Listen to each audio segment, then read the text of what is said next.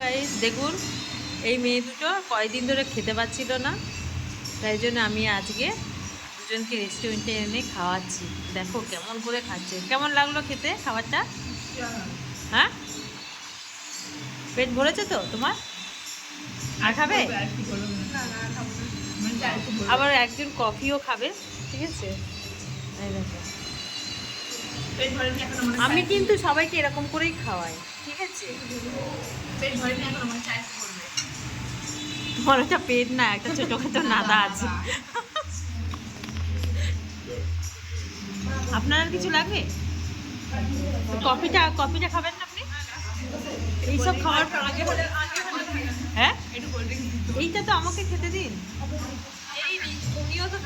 হ্যাঁ,